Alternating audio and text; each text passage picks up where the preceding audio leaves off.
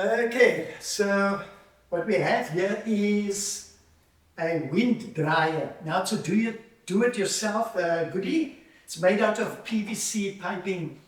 In the description below, if this is on YouTube, if you're watching it there, there'll be a link for you to download an ebook which has got the dimensions that I've used over here.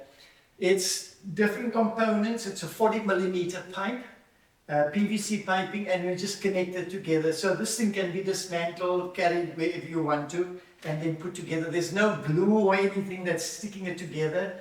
It's merely sort of a plug-and-play setup. Okay, so that's it. What I use it for is drying meat out, specifically wors. So it's called dry wors. For those of you who are not in South Africa, it is basically minced meat, meat with a bit of fat with it and in a casing, and you dry that out. If you want to do it with meat specifically, that would be called biltong. Okay, it's not like the American jerky they do in the oven and dry it. This has to be naturally dried. Now you get machines that actually have heat in, or you could use a bulb inside the unit with extractor fans, and you run that in any environment. That uses up energy. What this is about getting out into nature using wind. So most important thing is you don't put it in direct sun. Not for the sake of the PVC. The PVC can handle it. But the meat, you don't want direct sun on it, because then it's going to overheat and cook, and you're going to find it becomes oily. So it's going to dry naturally, and that's where the wind comes in. Wind is actually key. I am going to probably just edit in a little video clip just to show you that the wind outside here where I am can be sort of slightly breezy. But when you get into an alleyway where there's, like in this case, there's the house and the wall, it's a narrow area, the wind increases tremendously there, and that's your ideal spot. You don't want to have it in a shaded area where there's not much wind, because it's going to take longer. It will work, but it's going to just take much longer. So you want it in an area where there's a lot of wind. So look around on your property or wherever you are, it's on your balcony somewhere, where there's an area. For example, in my case, the wind hits the house, it can't go past, so it goes around the house and creates a sort of a vacuum, and motion of the wind increases alongside the house. So sometimes it's on that side, sometimes on that side of the property that the wind goes.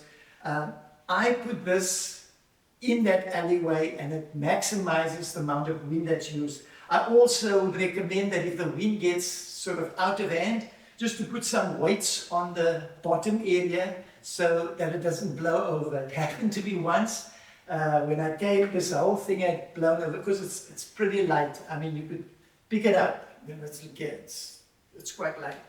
Feel if there's a bit of wind there, but just look at this when I go around this area where I've put the dryer. Can you see there? You can see the amount of wind that comes through here. So I actually had to put down weights down at the bottom to keep it down. So if we come from this side, I had some weights there, else this thing would just blow all the way through. But this is what you want. You want a nice strong wind to come through, and it's the air, the movement of the air, that dries it out very effectively. Okay, from there to here, you can hear the rustling of the wind, but there's not much wind over here if I move across.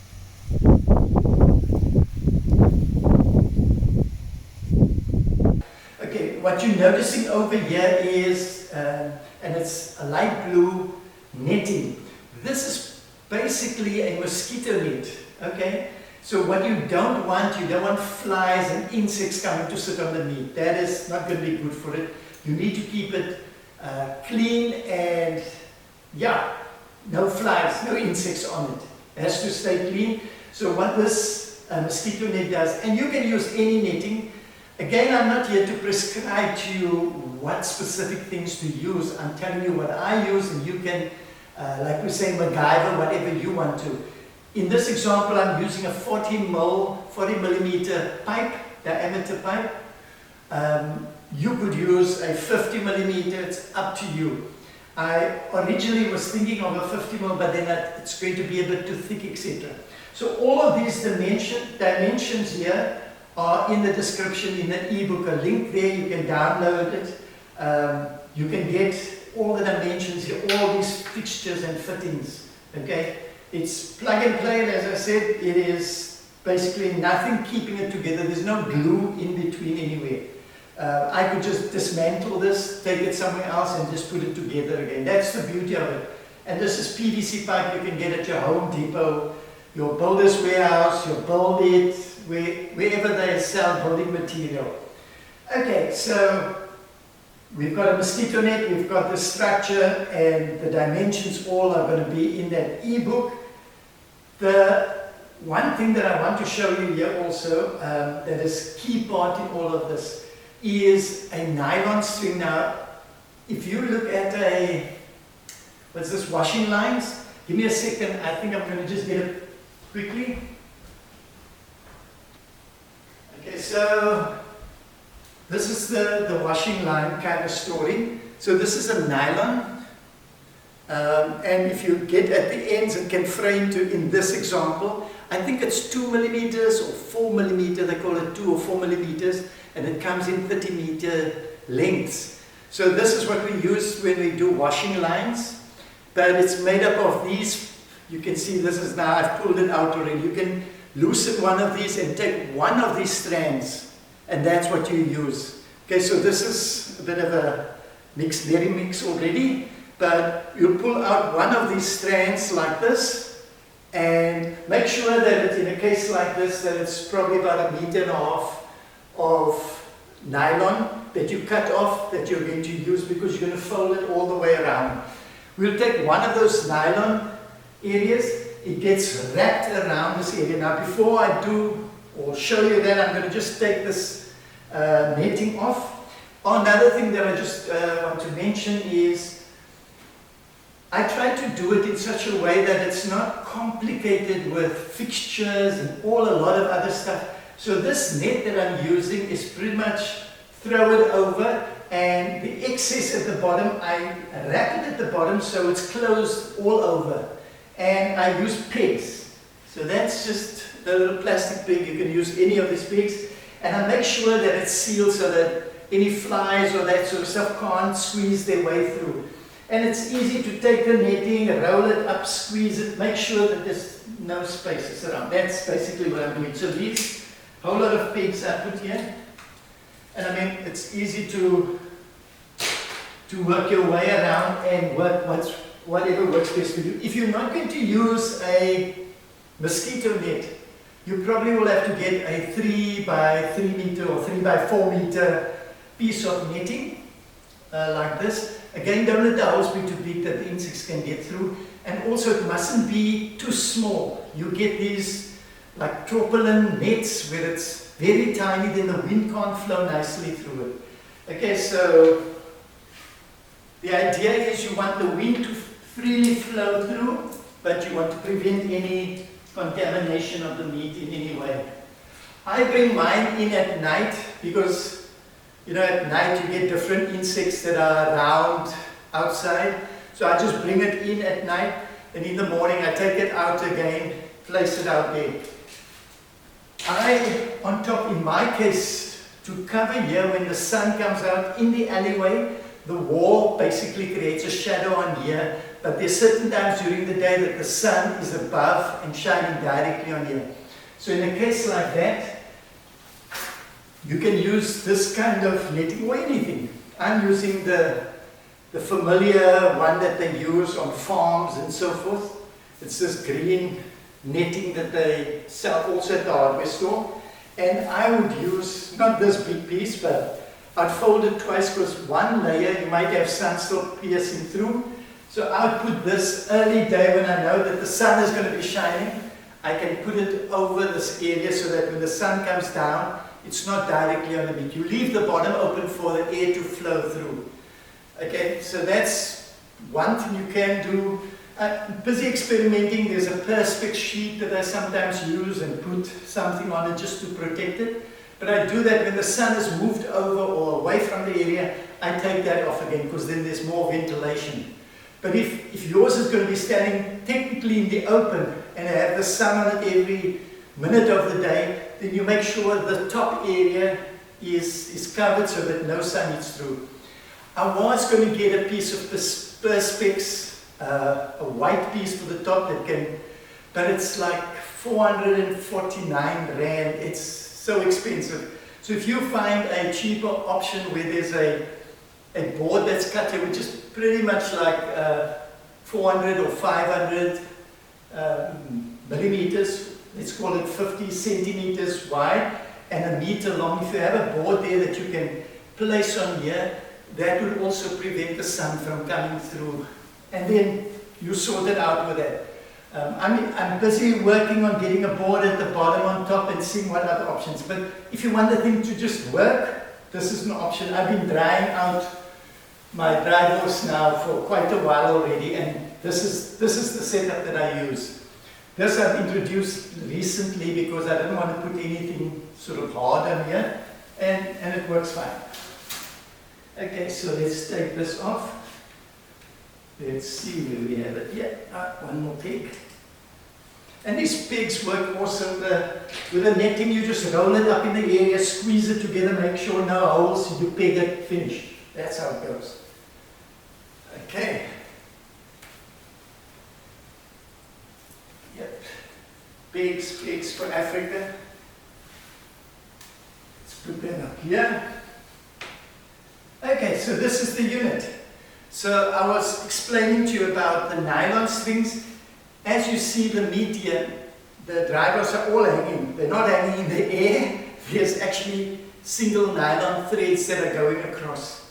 And in some cases I bring too close so that the meat can hang over because it's quite long pieces.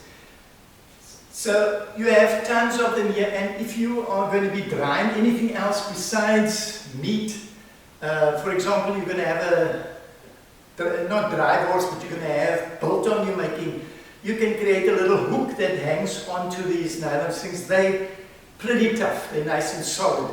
So what I do is, and I'm going to do it with a thicker rope so that you can see it a bit better. Maybe I'll just bring this a bit closer.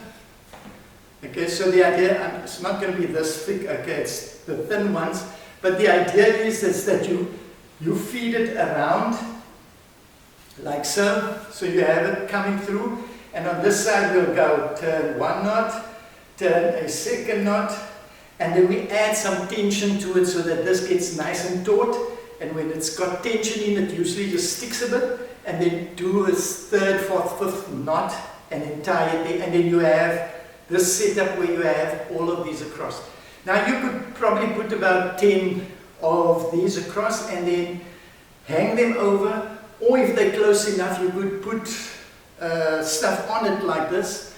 If you were going to dry out fruit or vegetables or so, you could also on this area maybe put tons of these here and layer them on here, or you could put a tray, maybe a tray with a bit of holes in it, whatever you want to. I'm not going to give you all the options that there are.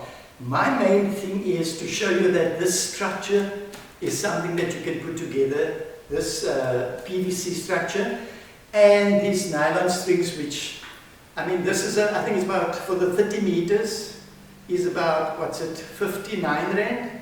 And each one of these, I would say, is about 10, 20, 30. There's about 30 strands on here. So you have 30 strands times 30 meters that you can utilize, and it's a lot. And it's brilliant to use. I use this also just as a side thing. This nylon I use for so many other stuff, hanging up like a poster, where the hook is a bit higher than you want it to be, so you don't want the piece of rope extending. I use the nylon, and you can't see it because it's opaque. It's translucent basically. Not opaque, but it's translucent. So against a sort of a whitish color wall, you don't see it. So this is cool for many stuff. Okay, so that's what I'll do, is I'll tie it around. That around here. The design here with this, raise the area specifically that when the net goes over, you want the net to be a little bit higher, that it's not on the same level here, else it will be touching the meat. So the netting goes over here. If you are going to use the perspex, the idea of placing perspex on here, you must just make sure that when you let the netting go down on the sides, where it's going to touch the perspex, you don't want the areas in between to have little gaps. Then you must just make, with the net, you must make sure that you use pegs just to tap it off there. I'm going to get a perspex that I have inside just to show you what I mean when I talk about the perspex. But here again, you can place a perspex here, or you could place it on this bottom rung as you so choose. Again, it's options, folk, you can use. And if you want to reinvent the wheel and reposition these arms and so forth, that's up to you. This is what works great for me. So this has been here for now 3 days. This is the dry horse. Okay, so this is the sausage that has just been hanging there for 3 days. I'm probably going to put it on for just another day. I want it a bit more dry. And specifically with the sausage, when I'm done with it, I put it in the fridge just for a short while. The reason for that is if there's any fatty areas here, some of the fats that are used in the meat that is maybe being in the heat a bit too much, it's just to let it solidify, and it just makes it much nicer. But that's to get the best dry horse. Find a butcher that makes brilliant and get thin ones, because then it dries much better. The thick ones, it takes long to get dry in the middle. Find a butcher that's going to make it for you. If you're going to go to a new place, first take a sample of it, maybe, you know, a half a kg or so, dry it out totally, taste it and see if the texture's nice, if the butcher's consistently making it with the same flavor. Because you don't want to, like I've got here, what is this, 200 rands, I think it's a kg and a half, 2 kgs, I'm not sure how much it is. But I don't want to get to this point and when you finish it, the things don't taste nice because the butcher didn't make a nice batch, and then you've literally wasted everything. Okay, and the other thing that's important is don't start eating on it before the time, because if you're like me, by the time it's totally dry, you've eaten up everything. It's good to have, if you consistently want to have it, is maybe 2 days after the first batch starts, you can put another batch there so that by the time the one finishes, the other one gets ready. Or every day you could do that, depending on how you operate. I'm going to get the perspex and just show it to you quickly. I went to go and check if I could get this, as I don't know if I mentioned it earlier, the perspex. This one was 157 Rand. I went to go check for the exact same thing, and they've got opaque paid ones now. So it's actually white, no sun can go through it, it's actually brilliant. But it was like 440, it was almost thrice the price I paid for this. So this is the perspex. It's 1 meter by 500, 1 meter by 50 centimeters. Okay, so it's a meter by a half a meter.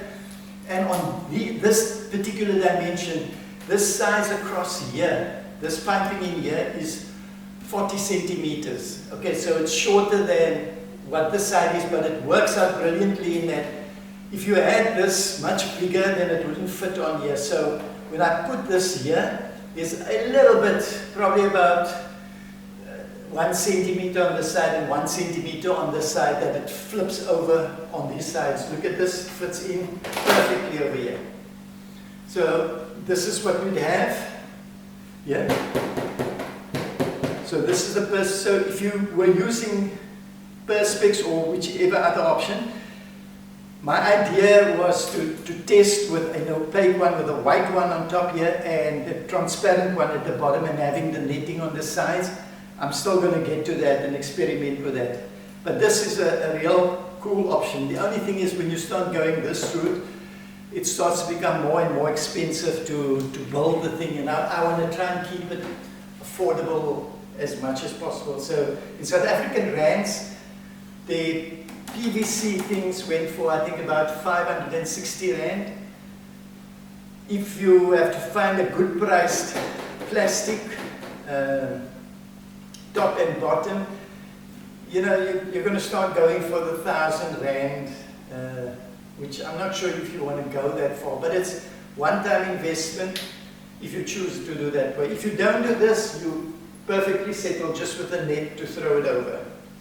Okay, so that's the sum total of it. Hopefully you go out and go build your one. Again, key thing is put it in an area of the wind. If you leave it in an area where there's no wind movement, it's just going to take probably twice as long to dry out. But it will dry out, okay? So read that little ebook. That's going to give you some sort of assistance in the instructions how to do it. And mainly it's the components and the measurements of each of these components. The standard ones are the corners and these T-units, they come standard. But the dimensions of each of these PVC pipes, that is broken down for you in the thing. That will be the record of it. So hopefully you go out and go make some lovely dry doors. This is so beautiful. And the other thing about it is it tastes much better when you make it. It's just because there's some love put into it. I used to do it and then I stopped doing it. I used to use the actual machine with a bulb in and all that sort of stuff. But the natural way is 10 times better for me. And the reason why I'm back here is because I started making my own salt. I go down to the ocean, collect salt water, boil it off, dry it out in the sun, and make my own sea salt. So I thought to myself, if I've got all the patience for making sea salt, why don't I get back into having patience and making my dry balls, which is my speciality. I love it. I'll eat it like this rather than frying the stuff. Yep, so enjoy it. Enjoy your building, your drivers, wind dryer, and yeah, it will be exciting. So have a blessed day and shalom to everybody.